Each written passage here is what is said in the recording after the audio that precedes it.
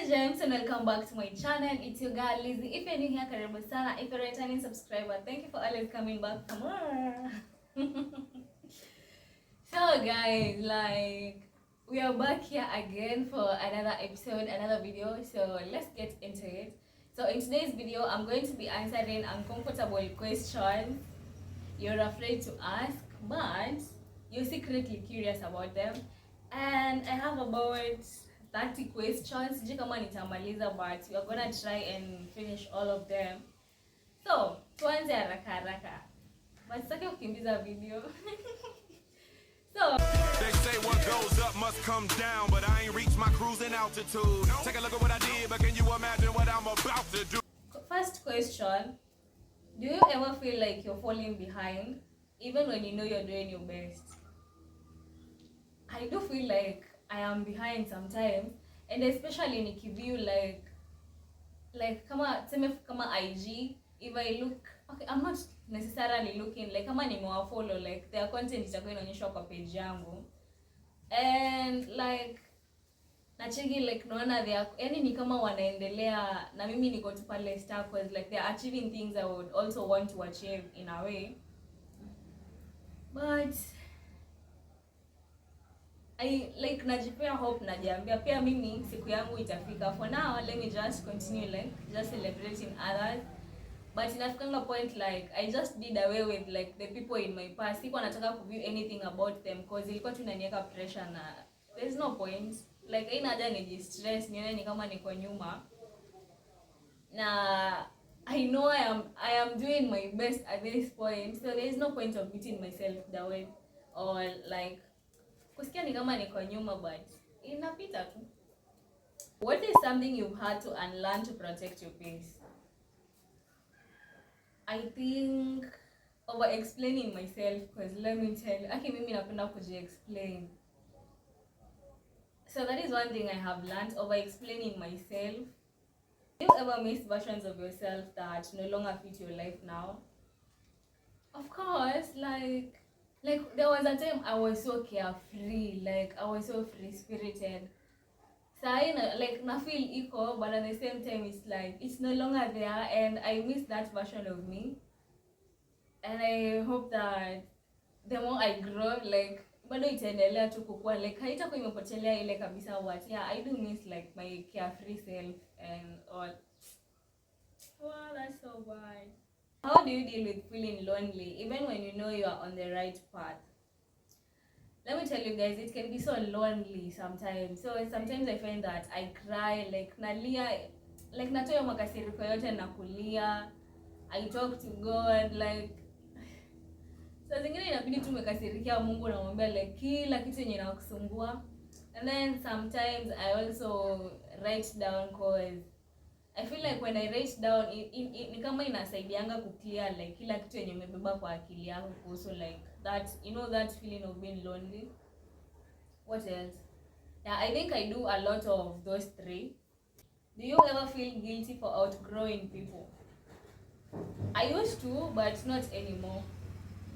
Cause nilikuja ku realize that I may be ahead of people. Now by the time when I realize like what they meant to me, itakuwa like mimi nishawa outgrow. So by the time they are realizing that oh, I was an important person in their life, then I have already moved on, and mimi siko hapo kushinda like nishinda nikikwambia like you're supposed to treat me like this. No, I am done with that. And this time I am done, completely done. What is something you wish people understood about being alone a lot? What's something you wish people understood about being alone? Okay, I'm going to say that when you're mostly on your own, you become comfortable like trying to do things alone, because you're no longer waiting on people. Like imefika ile point yenye umesoma watu, umekuwa na mabeshte, but sasa like you're not in alignment na wao. So unapata like if you've always been someone, okay, mimi kitambo I used to like wait on people. Kama nataka kutembea mahali niulize beshte yangu, and then akikubali tutaenda, asipokubali like kuna ile, ama maybe akubali alafu last minute I cancel, like I would always feel bad. So hata hiyo motivation ya kuenda inaisha. But sasa the moment ukizoea kuwa like peke yako sana, you get comfortable doing things alone, and as much as maybe yes itakuogopesha in the beginning, hautaogopa sana, I would say. You kind of get used to it, na pia inakupea experience, like unaweza fanya anything on your own without necessarily waiting on others. Nimeongea vizuri. Have you ever pretended to be okay just to avoid explaining how you really feel? I think I have done this so many times. Kwa sasa najiulizanga, okay, sema kama ni mse naongelesha, sasa najiuliza sasa nikimwambia atanisaidia aje?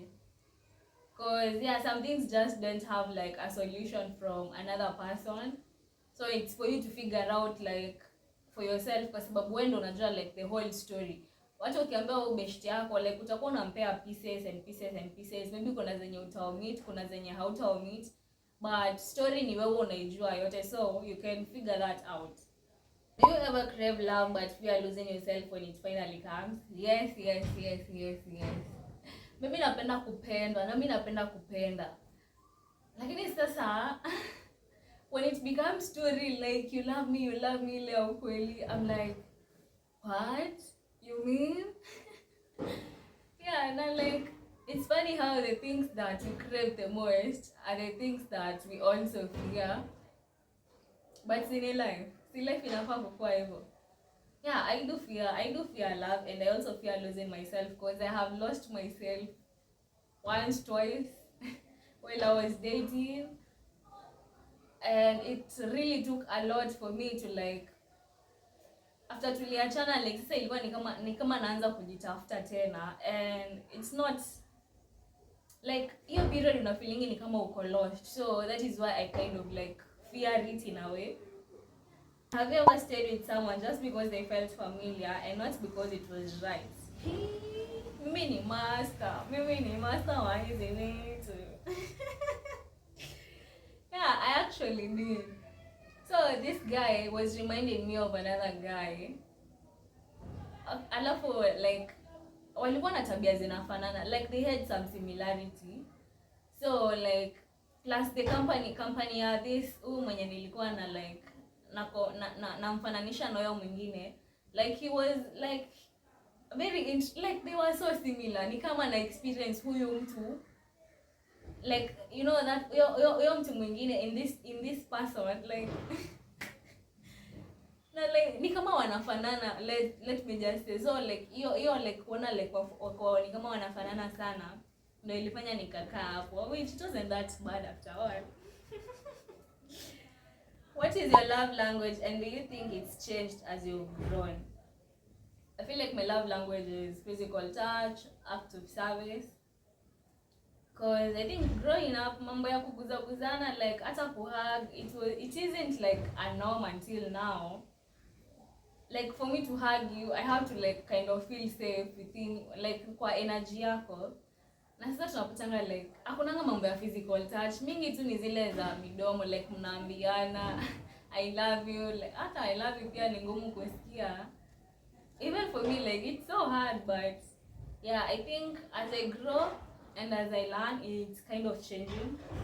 How do you know when to walk away even if you still care?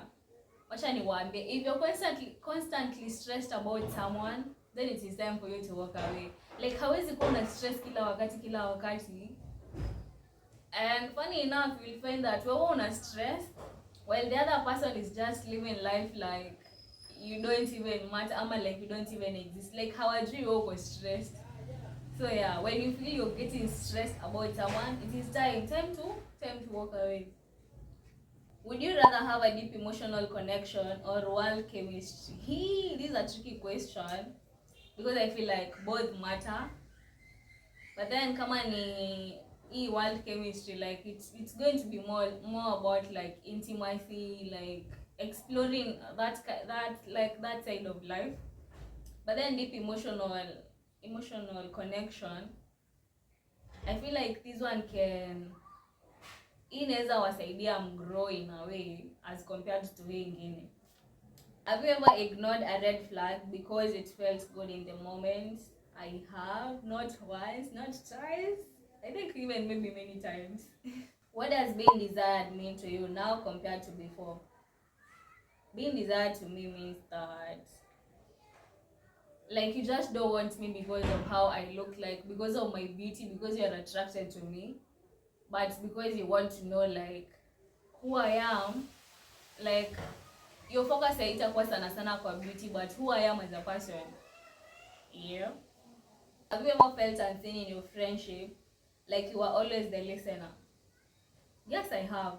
There was this friend of mine, like, whenever they have like an issue, okay, ilikuanga like every time I text them, like, you know, the way you just like reach out to your friends, like you're checking on them.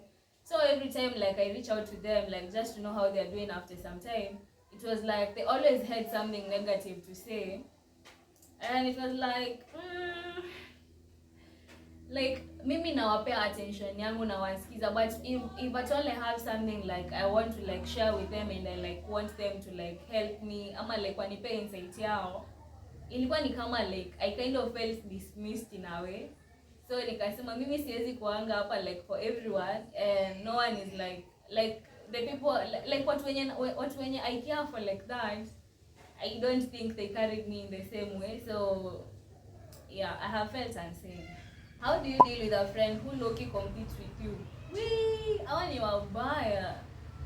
The thing I got to learn is that I just distance myself from them, because unaona hiyo energy yao itarab on you and it's not going to be good. Do you feel disconnected from people you used to vibe with easily? Yes. I feel like distance changes a lot of things, as well as ni kama pia people outgrow each other, because maybe, okay, me I would say sana sana ni distance, and then like poor communication. Yeah. Have you ever chosen isolation not because you wanted to, but because you didn't feel understood? Yeah, I feel like I have done that a lot. What do you do when you realize your pace makes some people uncomfortable? I distance myself from them, like, hiyo ni mambo yako, wewe shughulika nayo. Do you believe friendships have seasons or they should last forever? Okay, honestly, I wish some relationships like lasted forever, like these are friendships like they lasted forever. But I've gotten to learn that friendships are seasonal. Like kuna ile short term, kuna ile long term, and you never know which one you're going to experience. So I feel like, yeah, friendships are seasonal. Have you ever felt pressure to look or act a certain way to be attractive? Yes, I have. How do you handle desire? Do you embrace it or do you suppress it? I feel like this is an in-between thing. Sometimes like I suppress it, sometimes I just like allow it to like exude out of me and all. Do you think casual flicks can ever be truly harmless? I feel like in the moment they are not going to be harmless, but later on, you're going to like see what it did to you. Have you ever caught feelings for someone you weren't supposed to? Yes, I have. Not once, not twice, severally. And it's never ended well for me, because yeah, unakuanga disappointed vibaya sana because the other person is not reciprocating like your feelings. Inauma. Sometimes you can't even like tell them, because ukicheki tu venye wako unajua tu huyu mtu huyu haezi, and it's just the case. Would you ever date someone who isn't comfortable with how confident you have become? Nope. If you feel insecure around me, then go work on your insecurities. Pia mimi nimefanyia kazi, and I wouldn't want to shrink back just because of somebody. No. Have you ever been intimate with someone you didn't fully trust emotionally? Yes. And I feel like it was out of curiosity. What is something about sex or attraction that people rarely admit, but it is true for you? I feel like sex is an experience that that is worth exploring. Yeah. What is the truth about healing no one prepared you for? Sometimes you'll have to like get lost to find yourself. Because the moment you lose yourself, you're like doing away with the identities of like the identity that has been placed on you by people, like kama ni kwenye umesomea, wazazi wako, nyumbani kwenu, like every identity that has taken place has to like be done with. Ndo sasa like uanze kurealize, oh, like I stopped doing this because of these other people, like I stopped doing this and this, like I started liking different things because of other people. Like unapata identity yako the moment you've lost all the other identities, hapa sasa ndo identity yako inatokea. What is one lesson pain taught you that space never could? That you can love someone. You can love someone with everything, with your heart. Like, you don't care about their flaws, you don't care about it. Like, you're just okay accepting them as a whole. But until someone loves themselves to that point, like they can see themselves, na pia they understand that they're worthy of that love, they're never going to accept that love that you're giving to them. Do you think that you have truly forgiven yourself for the things you didn't know back then? I feel like I have, but maybe not 100%. Because sometimes when I remember like things, I get angry. Like me ukasirika, najiuliza like, why the fuck did I do that? Like, why did I let that person treat me that way? Like sometimes I get mad, but I am learning to forgive myself day by day. What is one habit you've had to let go to step into this version of yourself? I feel like I have learned the need to like stop proving myself to people, because at the end of the day, like proving myself to others is inachokesha, cause it's like unataka kuonyesha yes unafanya, while you can just do you, alafu results zitajiongelelea zenyewe. So you don't have to prove yourself, na pia over explaining myself as well as people pleasing, like saying no and meaning it, like si kusema yes ati kwa sababu I will feel guilty. The last question, what does becoming the real me mean to you right now? I feel like becoming the real me is understanding that I stand on my boundaries, like I don't like let them be shaky. Unajua like ati I compromise because it's this person. No, like my boundaries are my boundaries. So we have come to the end of the questions. If you have any questions, leave them in the comments below. Anything that has stuck with you, like let me know in the comment section. And I hope that my questions did help open up, like zimekusaidia at least hata wewe uone like, you know, kama you're growing, like anything that has changed for you and all that. And I'm so grateful that I've gotten to do this video. I hope you have a nice day or whatever, or have a good time whenever you're watching this video. And until next time, bye bye, see ya. Oh, don't forget to tell a friend, and yeah, if you haven't subscribed, kindly subscribe. And until next time, bye, see ya. Everybody know that me, I got the blessing. I come with the fire and I'm blessing. Every day, give me challenges, you